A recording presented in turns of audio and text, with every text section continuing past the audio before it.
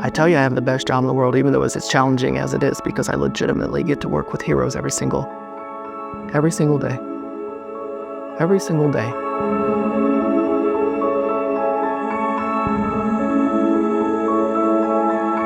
My name is Robin Henderson. I am the interim chief of police for the Austin Police Department, and I have the best job in the world. I've been with the Austin Police Department just shy of 27 years. It'll be 27 years in May of this year, Cinco de Mayo. So I actually started off wanting to be a dentist. And so I got an academic scholarship to go to Tarleton State. And in my second semester, I got pregnant. And then from there, because I was on academic scholarship, it was difficult to keep up with my studies because I wanted to be a dentist. So most of my classes I was taking were based in the medical type field. Essentially had to drop out and move back home to El Paso, which is where I'm originally from. Wasn't born there, but was raised there. Moved there when I was about seven years old. And so my dad was in the Army. He had retired as a sergeant major out of Fort Bliss in El Paso. So when I moved back home, he was now working for the Texas Workforce Commission as a veterans liaison, transitioning people from the military into civilian jobs. Well, I was trying to take a full load of classes at local university, UTEP, and was sitting in the wrong class on the wrong day. I'd get up in the morning, get my kiddo ready. I'd take him to the UTEP daycare, drop him off there. I'd go to my classes. I'd pick him up from the UTEP daycare. I'd then drive him to my mom's school. She was a teacher at the time. Drop him off there. I would then go bartend until about 2:30 in the morning. Then I'd drive to my parents' house after work, pick him up, drive to my apartment, get home, get my studies done, get my kiddo all tucked in and stuff like that.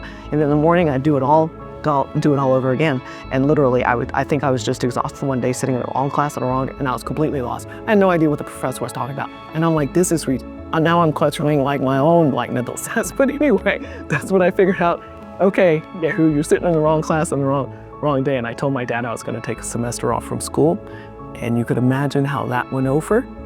After the announcement of course, me getting pregnant at 19 and being a single mom, that didn't go over very, very well.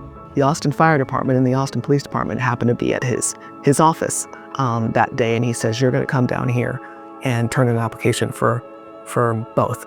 He's like, you are now responsible for another human. You really need to have something that's more stable. And he's like, I appreciate that you're working hard, but you need something more stable. So when my dad told me to go turn in an application for the fire department and the Austin Police Department, I was like, I'll go get some local law enforcement experience, finish up school, and then transition into being a federal marshal. Nonetheless, I turned in an application for both.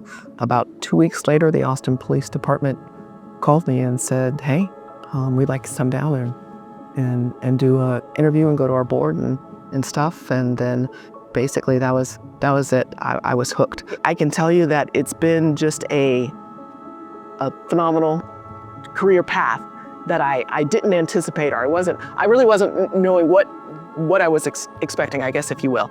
But understand, my intent was to do 23 years, retire, go do some sort of leadership abroad after going to the National Academy. So I started off on patrol in Northeast Austin.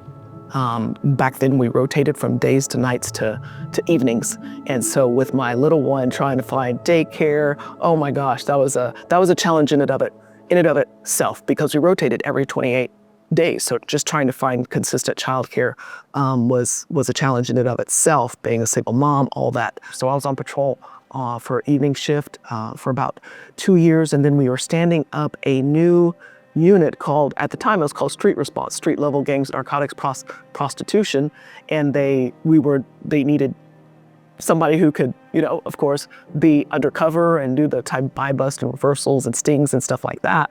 And they came to me and asked me if I would go to the unit. And so that was awesome. It was great.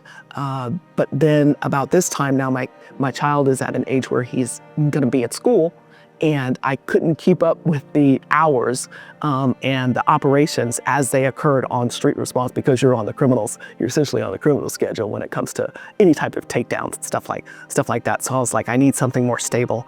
So then I transferred back to patrol, but at that time, the only shifts that were available for me to go to on patrol were in Southeast Austin. So then I went to evening shift in Southeast Austin on patrol. I was there for another year and a half, then went to day shift on patrol, and they needed volunteers for FTOs.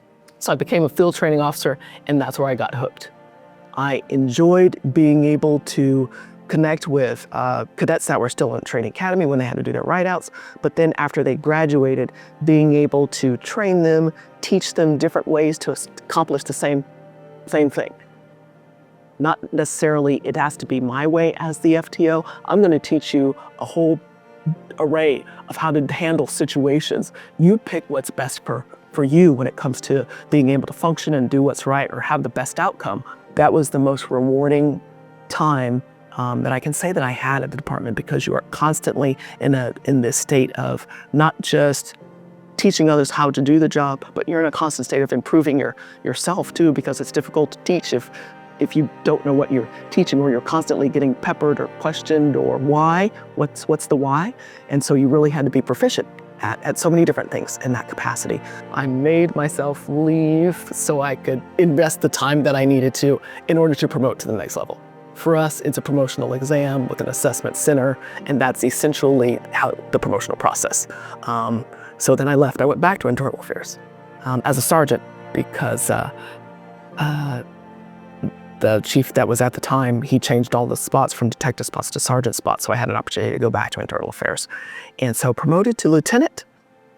From lieutenant, I went back to the South Sub. That's where I met Michael Bullock, and was the night shift lieutenant for almost a year. Then I transitioned to evening shift lieutenant. So that was awesome, because I got to see people that I had trained for years. They're now out there doing great work, and I'm getting to be their supervisor, which was super, super cool. And so I had an opportunity to work for Chief Manley as his executive lieutenant. Then from there, it was, I was getting close to 23 years at this point. What do you know? Chief Manley called me in his office one day and said, "Hey, I'd like you to be our next assistant chief." I took over North Patrol Bureau and Highway Enforcement Command. I was there for about a year. I had an opportunity to move to South Patrol Bureau, so now I'm back with some of the folks that I got to train so much down at the South Sub and interact with. And then from there, Chief Manley retired. Chief Chacon was hired on as our full-time chief, and when he got hired on full-time, he called me in his office. I'm like, here we go, I'm getting fired. He's changing out his leadership team, and I ain't on it. Here we go, I'm gonna get pushed back down, or yeah, I'm giving here. What would you like to do? You want to demote, or you want to retire? And he actually said, I want you to be my chief of staff. Under his direction, under his leadership, I got to basically run the internals of the department. That's what the chief of staff does based on chief's direction. It's the chief of staff's job to make sure everything gets taken care of. Chief Chacon called me to his office, and he let me know that he was retiring, that he had put my name forth as the interim chief of police. And essentially it was gonna happen, but there's this ratification process that I needed to go through, but nonetheless, he had put my name forward, and it had been accepted, and I was the new chief of police. That's my career in a nutshell. There were a lot of other little details in there, but yeah, that was it. So a lot of my drive, my passion, my investment into the department, please know I understand it has come at a little bit of a cost.